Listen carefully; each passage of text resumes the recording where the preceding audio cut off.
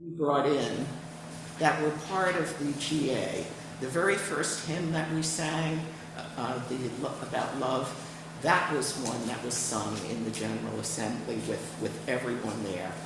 And Spirit of Life as well. These are long loved and sung hymns within the UU congregation. So, and our theme today is change. So, start with my service. The times, they are changing. This recording was released by Bob Dylan in 1964. And a great many of us grew up listening to Dylan and considering his voice to be the voice of our generation, who through the poetry of his words carried the message of the need for change throughout the world. It was a time of great upheaval. The Vietnam War was raging. Young soldiers were dying every day. Many of them may have been our neighbors or even family members. It was a time of great unrest, of race riots, demonstrations, and even lynchings still continued, all pointing toward the need for a change. When events like this happen, we do sit up and take notice, and sometimes we may even be moved to take some sort of action to help in bringing about the changes that we recognize are needed. But even when times are calm, change is happening. We experience the changes of the seasons, year after year, and every season, every year brings something different, a new experience, but within a familiar context. We experience changes in our personal lives. Loved ones pass on. Babies come into the world. People fall in love. Children grow up. Friendships flourish, and friendships fade. This is what I think Kathleen Raine was talking about, at least to me, in her poem, Change. That change happens. It is as inevitable as the orbit of the moon or the tides of the seas. Change happens, whether we invite it or not. So, what does this all have to do with the UUA General Assembly, you must be asking yourselves. I will attempt to make those connections now.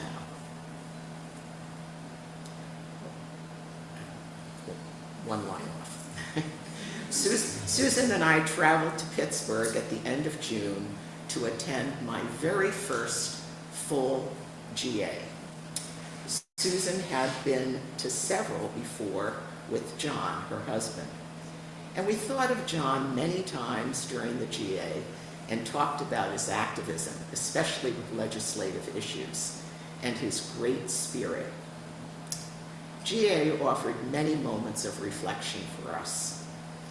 For me, I found myself thinking regularly about S.J. Folkrod, who had been our eldest UUCSC member until she passed on earlier this spring, as did John and Helene Gersony and Nancy Rose, all elders of our congregation and all sorely missed.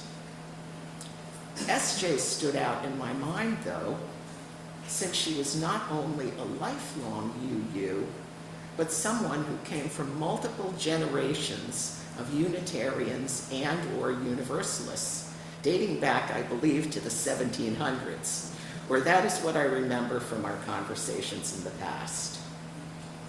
I thought about how much change she must have experienced within the UU community.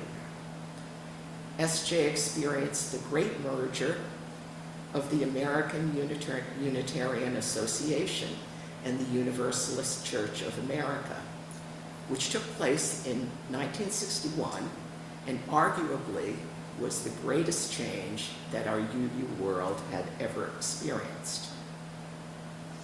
To offer a bit of context, Unitarianism dates back to the 1500s, emerging as the Unitarian Church of Transylvania, and founded to escape the persecution of the Roman Catholic and Protestant churches. The core Universalist belief that God would grant all beings salvation, many claim, has existed since the early days of Christianity. But the Universalist Church is commonly recognized as being established in the late 1600s in England. These two schools of thought had numerous differences. However, there were also many ways in which their beliefs overlapped. As the centuries moved forward, Unitarianism and Universalism found their way to the New World. Unitarians were centered mainly in New England, and Universalists tended to venture westward. Eventually, many ministers sometimes served both churches because of their shared core beliefs in humanity. And in the 1950s, serious conversations began about merging these two religions into one, for both practical and theological reasons. While misperceptions prevailed and all feared the loss of identity, merger conversations continued, described by some as the most thorough sounding of the views of a religious people in modern times. I guess we could agree about that for UUs, right? Before final ratification on May 12, 1961, no less than 23 amendments had been made to the merger agreement. UUs love amendments. Following this approval, our current bylaws and principles were established. So why do I go so deeply into UU history? Because our UU world is now considering another major change that will impact how we talk, think about, and share our UU lives with the world, with each other, and into the future.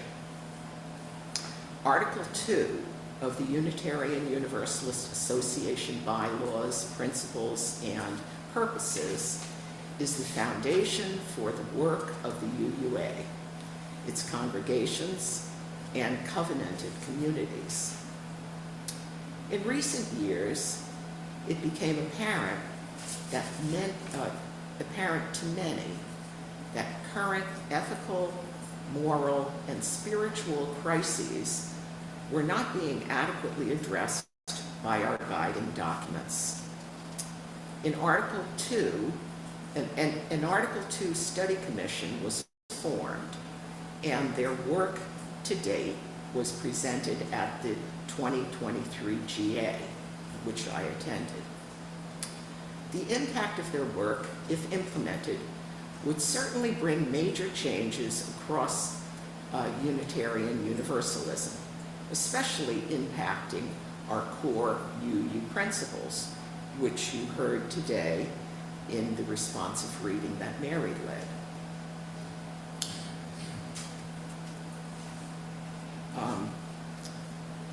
Many spoke for the changes. Many expressed their views against the changes at the GA. All views were invited and heard. When the final vote was taken, the representatives of the UU congregations around the world and a few around the country and a few from around the world approved the continuation of the Article 2 study commission with the goal of bringing the new recommended Article 2 with approved amendments to a future General Assembly session for a vote to accept or reject. And I am certain that between now and then, many additional amendments will be coming as well. After all, we are UUs. Change is coming. Change is coming. Other reflections for me from this GA experience. The strong feeling of camaraderie that I felt as part of the volunteer team for registration. In one day, we registered over 2,000 people. We were a small team, just 10 persons, and worked shifts throughout the day and into the evening. But it was fun and quite satisfying. The final attendance count at GA exceeded, I believe, 3,500 who were attending in person, and many more online. It was a truly massive event. Another reflection for me, the passion and commitment that I experienced within the youth movement in our UU community. Another topic of major consideration at this year's GA was the proposal to completely divest all UU funds from any fossil fuel related companies. And those funds are significant. This was where the youth voice was loudest, and they pointed to the urgency of putting our money where our mouths are, and to do this completely and now. The connection between the burning of fossil fuels and our climate crisis is undeniable, and the youth voice spoke strongly and passionately about this. In the final vote, complete divestment was not supported by the majority for many different reasons. However, the impact of our youth members will serve to keep this at the top of the UUA agenda for the foreseeable future. And I know the UUA is working to move in that direction. Finally, I will share with you the event that stands out as the highlight of the whole conference for me, and why. It was the gathering of the Covenant of Unitarian Universalist Pagans. I decided to go to this to see if anyone had known SJ, since she deeply embraced a mixture of pagan and indigenous American beliefs. For those of you who don't know what paganism is, and that includes me as well, pagans' core beliefs center around nature. Pagans believe that nature is sacred and that the natural cycles of birth, growth, and death observed in the world around us carry profoundly spiritual meanings. Human beings are seen as part of nature, along with other animals, trees, stones, plants, and everything else that is on this earth. Clearly, pagan beliefs and indigenous American beliefs go hand in hand. And most persons also believe in a great spirit of the world and of the universe. These are beliefs that I know SJ had lived by. As it turned out, no one in the gathering had known SJ, yet they invited me to offer her name in remembrance during the solstice celebration that took place. I felt both welcome and included. In fact, I intend to explore my own relationship with these beliefs further. Of all of the experiences of that week, I will remember this one the most.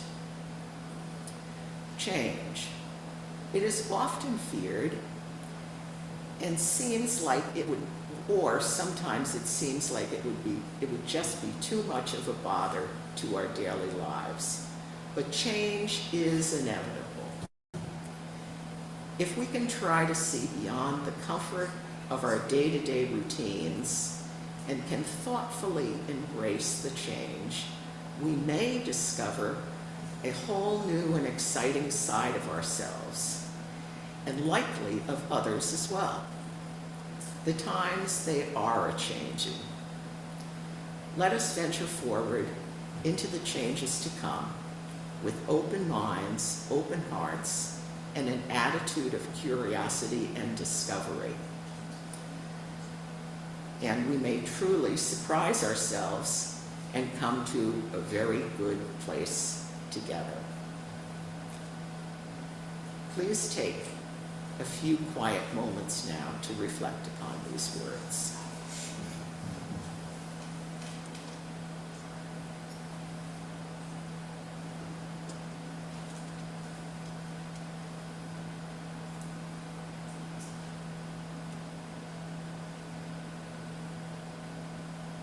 Thank you so much.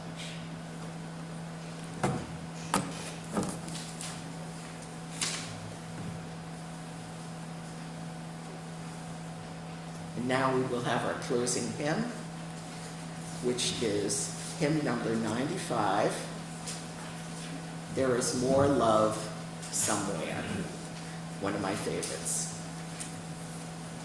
And Nick will help lead it. Thank you.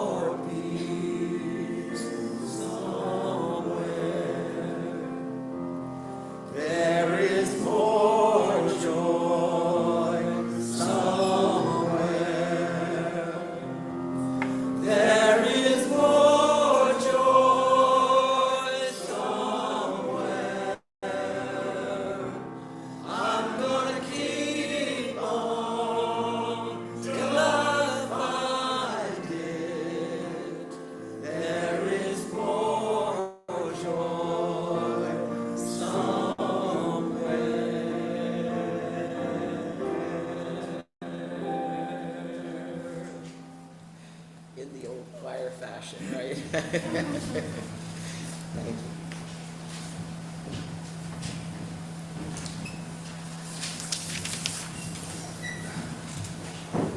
You may be seated.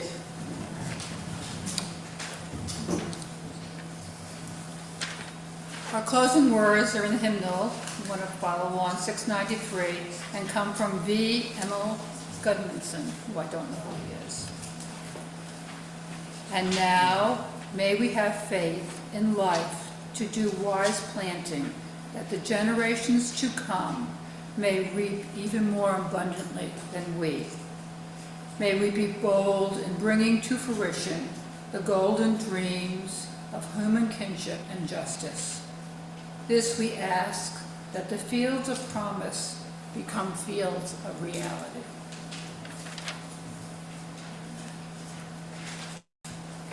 Betsy will now extinguish our chalice. And if you would recite with me the words that are in your order of service.